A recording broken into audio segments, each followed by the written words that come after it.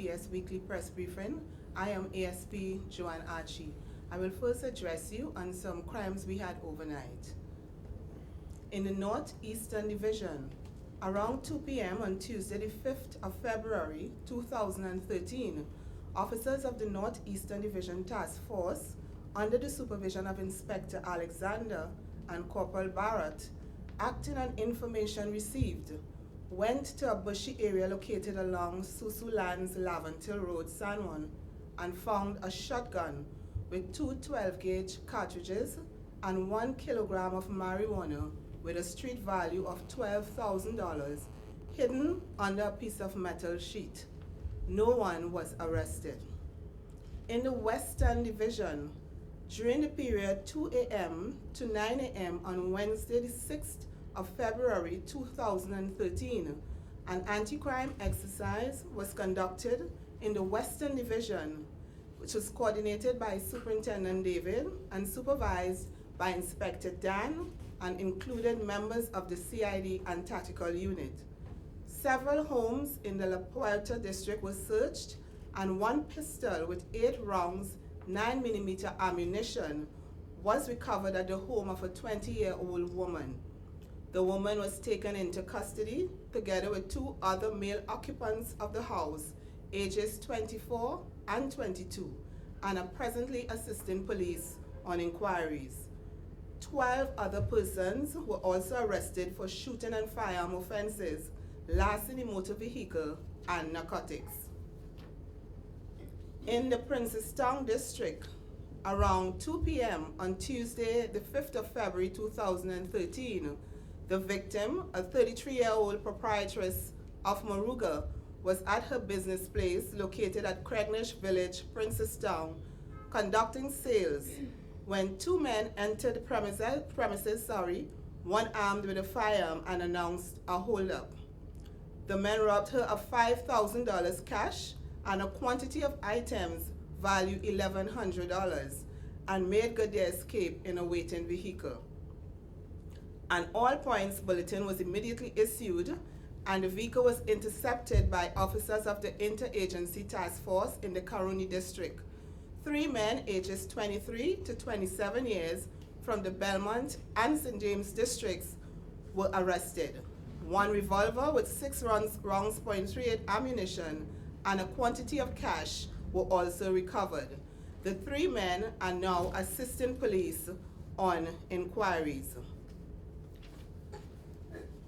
Ladies and gentlemen, we are now in the Carnival season, and as normal as it is for the police service, our focus is security and safety. And with me this morning is Deputy Commissioner of Police Operations, Mr. Raymond Craig, Deputy Commissioner of Police Crime, and Deputy Assistant Commissioner of Police, Mr. Donlad Denoon. They will address you all on Carnival tips. I will now hand over to the Gold Commander, Deputy Commissioner of Police Operations, Mr. Raymond Craig. Okay, pleasant morning, everyone. We had earlier briefed the media and the public in relation to several issues and concerns around Carnival 2013 and what we had done in relation to the various stakeholders and working together with them to ensure that we have a safe and secure Carnival for all. And I had touched previously on several issues, and I'm going to give some kind of update this morning for the public information. Let me start with the park and ride. We have confirmed several areas in Trinidad for park and ride, where you'll be able to park your vehicles and use a PTSC bus.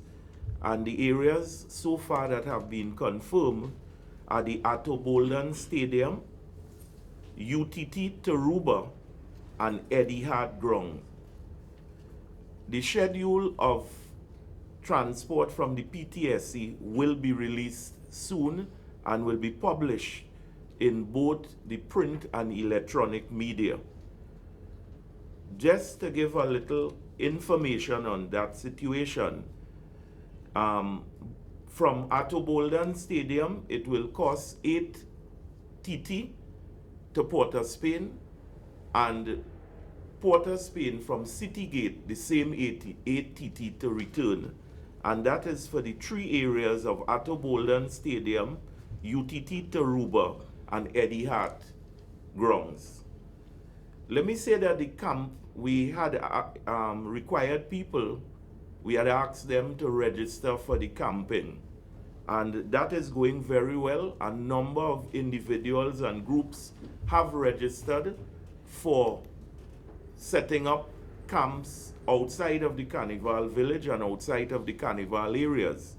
And we want to reassure them that now that you have registered, special police patrols will be paying attention to these areas to ensure your safety and security. Let me touch on the relocation of the taxi stands. And I start with Port of Spain. And the temporary location of the taxi stands in the Port of Spain, Dock Road, Port of Spain. And the taxi stands that will be located there are Long Circular, St. James taxis, Pity Valley taxis, Diego Martin taxis, Caranage, and Chaguaramas taxis will be relocated to Dock Road, Port of Spain. Additionally, additional taxi stands have been set up at Abattoir Road, Port of Spain. And Abattoir Road is in the vicinity of the market. And these taxi stands are Hospital taxis, San Fernando taxis, Shoguanas, Curep, Tunapuna, Arima, and Sandy Grande. Additionally, a similar situation exists in Port of Spain, and like what pertains in Port of Spain and San Fernando, these will be published in both the print and electronic media to inform the public of the areas that, to reinforce the areas where these taxi stands will be located. Emergency routes. And this is important because we've had some difficulty in the past with the emergency routes. And I start with 2 emergency routes from downtown Port of Spain. And these routes are, you proceed north on Henry Street, east on New Street into the Port of Spain General Hospital. The second one is proceed north on Edward Street, east on New Street into the Port of Spain General Hospital.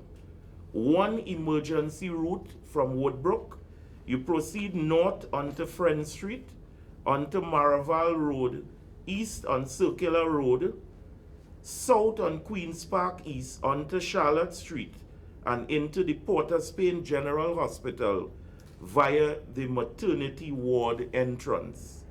One emergency route from Long Circular, you proceed north on Long Circular Road, onto Maraval Road, east on Circular Road, south onto Queen's Park East, onto Charlotte Street, and into the Port of Spain General Hospital, again via the maternity ward entrance. One emergency route from the east, you proceed west on Lady Young Road, south on Queen's Park East, onto Charlotte Street, and into the Port of Spain General Hospital via the maternity ward entrance. And the final one is one emergency route for fire service from Fire Services headquarters. You proceed east onto Sackville Street, north onto Edward Street, east along New Street, and into the Port of Spain General Hospital. Let me take the time to mention that the emergency routes shall be accessible to emergency vehicles only, including emergency private vehicles. So if someone is injured and they are being taken to the Port of Spain General Hospital via a private vehicle, they will have access to the emergency routes that I have outlined. I now hand you over to Assistant Commissioner Denoon, who is the alternate goal commander,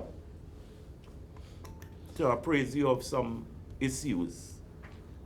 As the alternate goal commander for Carnival 2013, on behalf of the police service, I want to assure the public that this year we engaged in widespread consultation with several of the stakeholders involved in Carnival.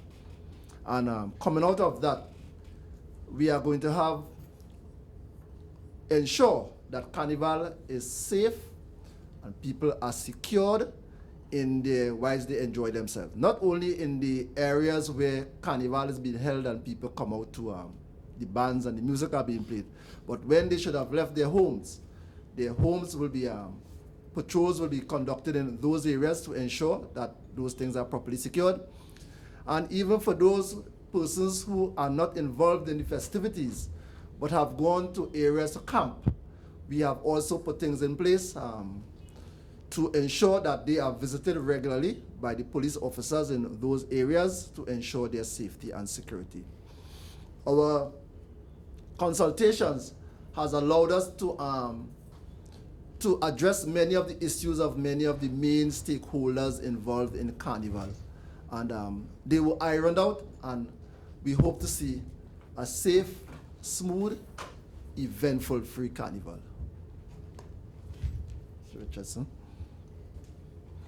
Good morning, Trinidad and Tobago, and good morning to the members of the press. Well, indeed, we are closer to Carnival now than ever.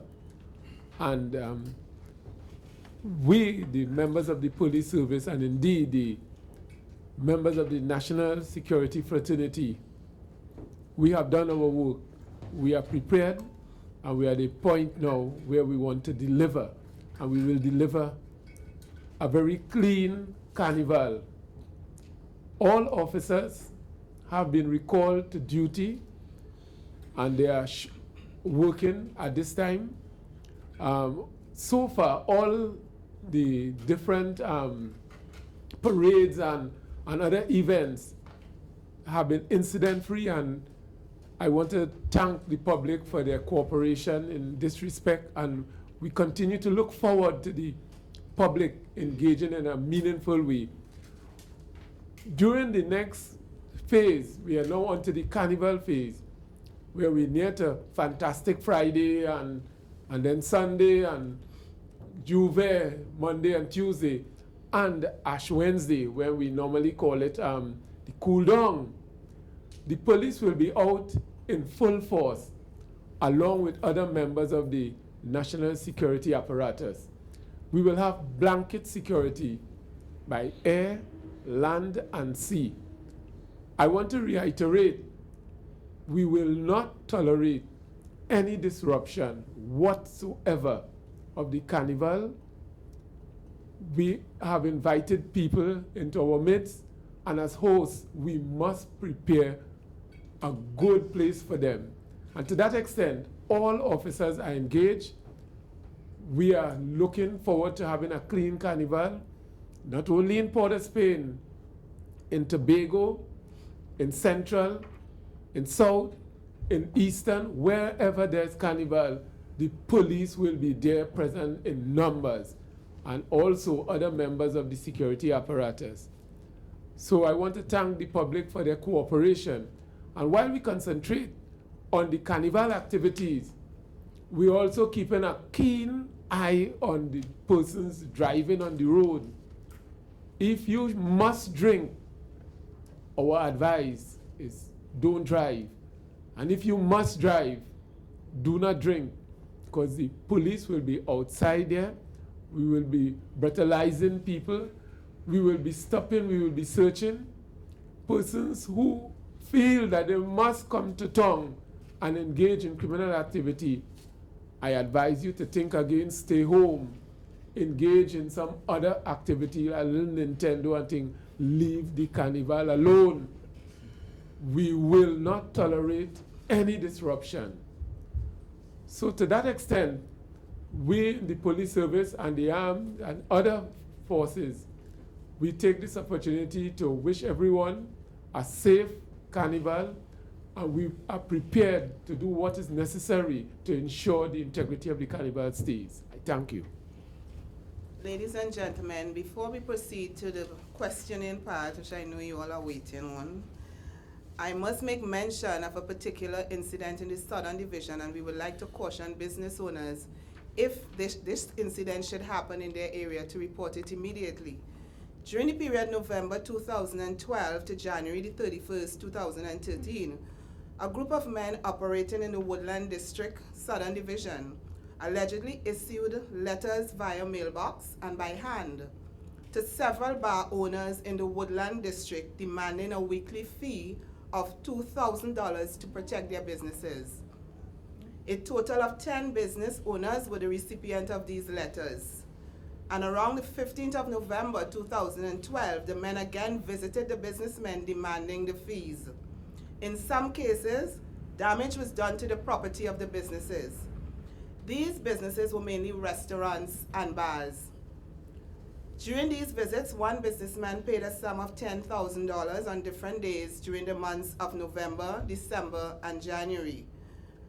Around 6:30 p.m. on Thursday, the 31st of January, the men returned to the area when officers of the CID under the supervision of Sergeant Waring responded and went to the area where the 3 men were arrested.